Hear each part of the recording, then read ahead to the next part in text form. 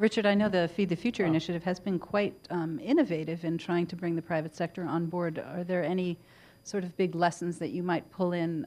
Imagine starting another Feed the Future initiative in another context, another country. The private sector actually was part of the initial design. Am I correct? It is fundamental because to Feed the Future as well as to the new alliance, U.S. government's new alliance, Food Security and Nutrition, because all the data shows is we need to increase investments, particularly in Africa, South Asia, Central America, in food security, agriculture, nutrition. There needs to be greater investments, and private sector involvement is going to be critical, whether it is just helping to grow higher yielding, more stress tolerant varieties, or it's critical in the role that they could and we hope will be playing in promoting nutritious foods and using their marketing skills. So the private sector is critical to the long-term success. There's not enough donor money out there to solve these problems, and we've already got some excellent examples where the private sector made the difference. Dicey.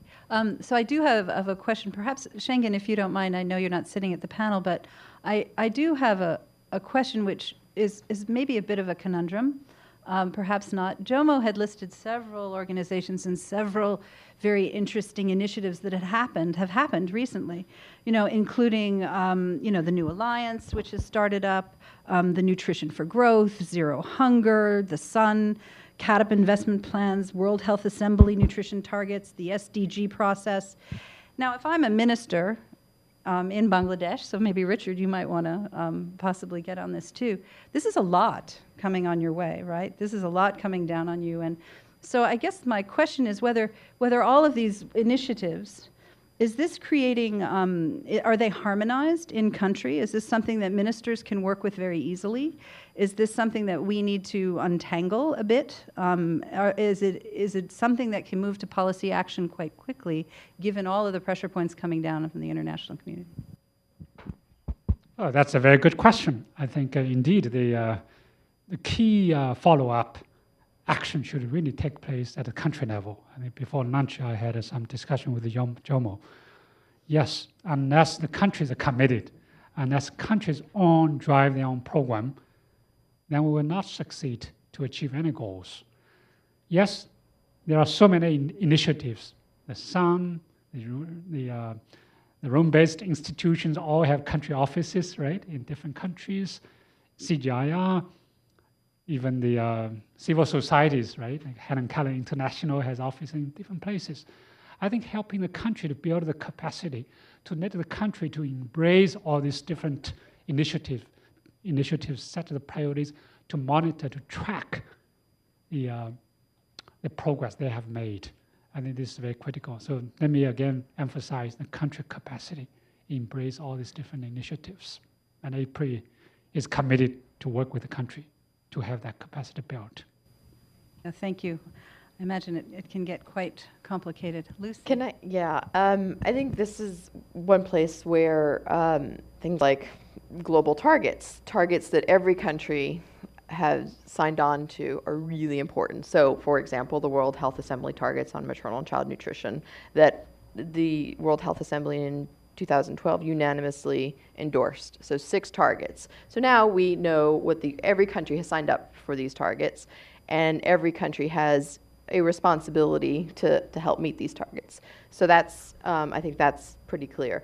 Now, when we look at sort of post-2015 in this post-2015 world and in this SDG agenda, it is about setting countries up, hopefully, for greater accountability to meet a set of global targets. And we're, 1,000 Days, our partners, we're very interested in ensuring that nutrition, because of the scale of the problem that Jomo described in his introductory remarks, is so massive. It will take sort of this massive SDG agenda to help address the problem. And so the action at country level, but getting everybody on the same page as to what targets we're aiming for. What is it that we want to achieve?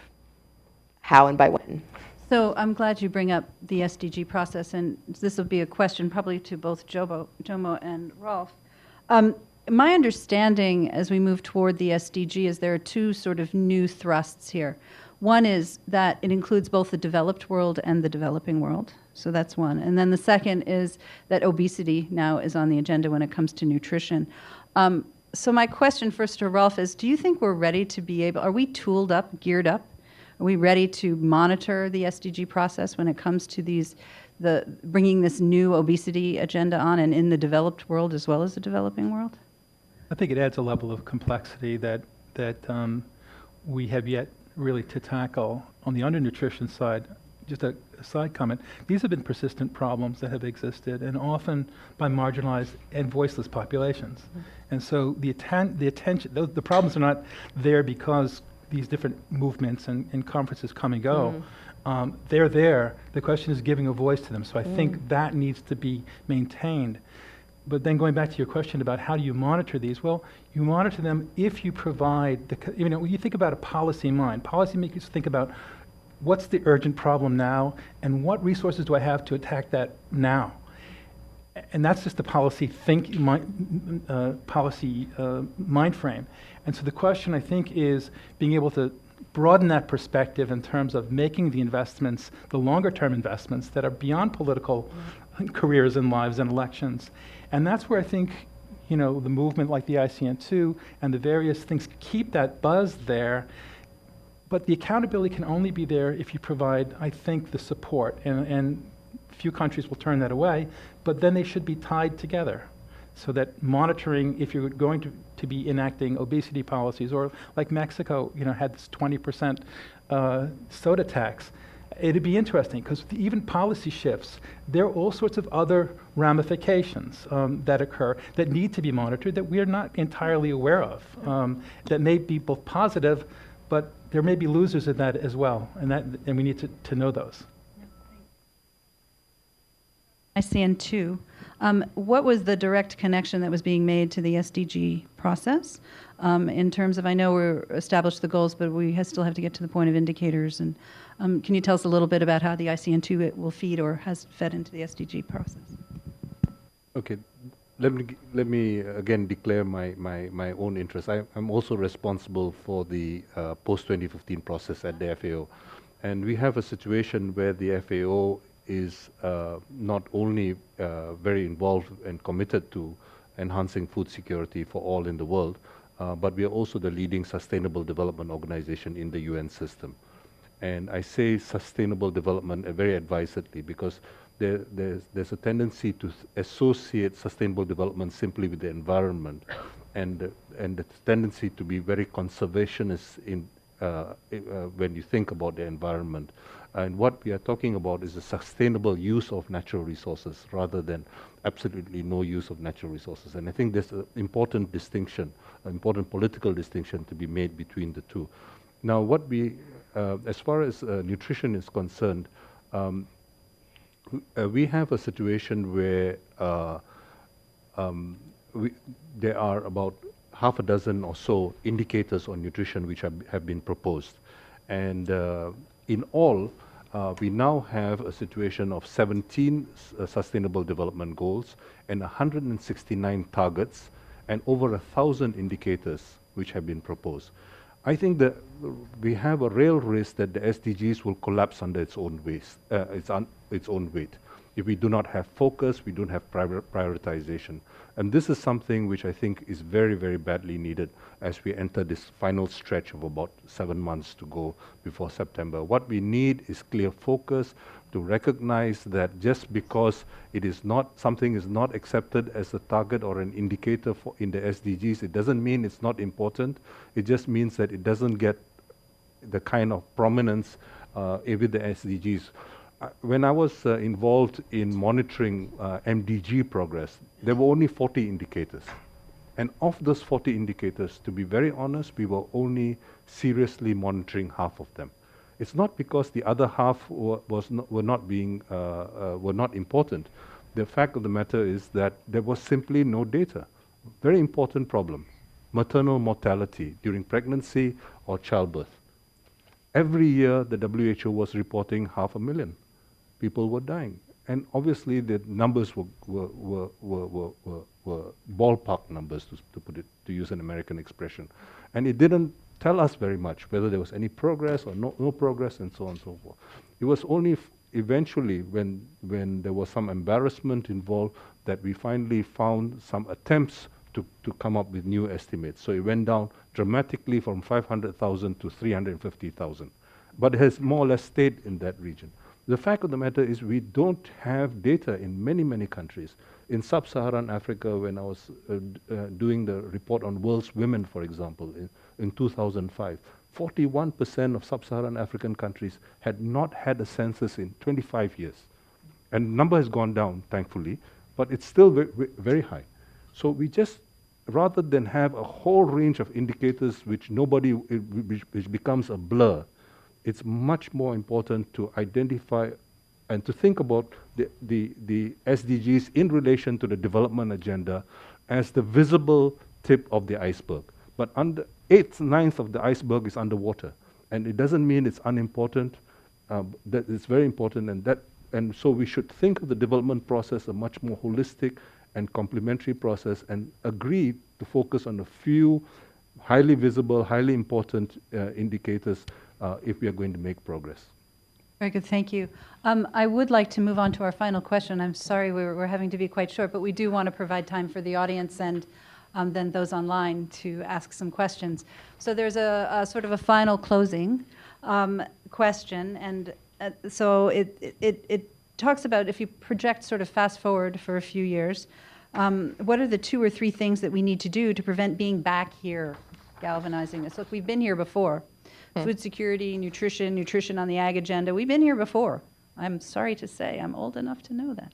And so what are some of the ideas what are the 2 or 3 things that we need to take away so that we're not coming back here? What are some of the big action forward, to accelerate progress and not come back and rediscuss this? Well, actually, I enjoy covering the IFPRI, so I hope to be invited back. But in terms of this particular question, what I would like to see is that every region in every country in the world, every district, every health center, they all know their basic nutrition status in terms of the major indicators. They know where they stand. They can point it, they can graph it out, that every mother knows not only how the weight of her child stands, but also the stunting status as well. If everybody is aware of this, if you can walk into any health center in the world and find out, well, we have 15% stunted and our goal is to get down to 10, it'll take us 2 years, but we're working on it, then I think we've made progress. No surprise what I'm going to say. I think we need more money for nutrition and more nutrition for the money. And the more nutrition for the money is making sure that our nutrition sensitive, and I use that in air quotes because I never like that term, investments do yield greater impact on people's nutritional status. I do think leadership at all levels is required, that political courage that I talked about earlier. This is a challenging issue, and it will take people standing up and actually doing something about it rather than just talking about it. And then I hear Jomo loud and clear on the potential for the SDGs to collapse under its own weight, given all these sort of proposals for indicators and what have you. But we believe that that this issue of malnutrition is very much central to the question of sustainable development, to poverty alleviation. Malnutrition is, of course, a result of poverty, but it's also a cause. And so making sure that the SDGs have a very strong focus on the nutrition piece. Well, A couple of points. One is, I think context is really important, and we need to understand the levers and the synergies which can be brought to bear, the multisectoral synergies that can be brought to bear on the levers in those contexts which are most closely related to the predisposing causes of malnutrition. And they differ by physiologic state and certainly by agro and ecological context. I don't think we know enough about that, and so it's hard to make those recommendations. I think we need to find incentives that multi-sectors and private-public sectors that forge those partnerships with a common goal, because the goal is common there.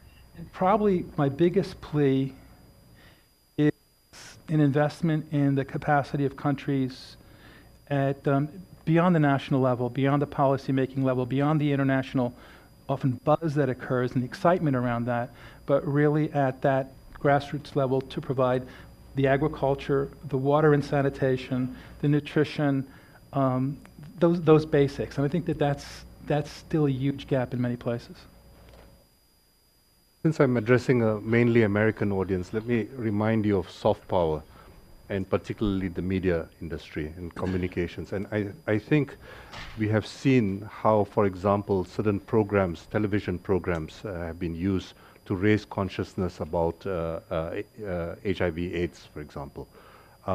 Likewise, I think we can envisage a situation where much more nutrition messages can go into ordinary popular cultural programming. And this, I think, will be extremely important, because many of these programs, not only American programs, but Brazilian telenovelas and whatnot, all these have a tremendous impact on popular consciousness and popular understanding of nutrition. And if we have a strong concerted effort to try to raise consciousness about good nutrition and about the significance of good nutrition, I think we can make a very important step forward. There are, of course, many other things to be done, which our other panelists have referred to, and I won't repeat them, but encourage them to continue their good work. Very good, thank you. So we need to know the nutritional status, even down at the household level. Let's sort of own the nutrition, every household. We need to invest. We need to really understand that context. But in addition, there are incentives, aligning the incentives for public-private partnerships toward better nutrition is what I'm hearing. Invest in the capacity. And then this issue of soft power, I think that's a really important one to end on. In some countries, soft power can have more access to the policy process than others, but it certainly had effect here in the United States and continues to with some of the initial comments that Shengen had told us. I'd like to now open it up to the floor. We'll take some questions here at IFPRI and then move on to the virtual world.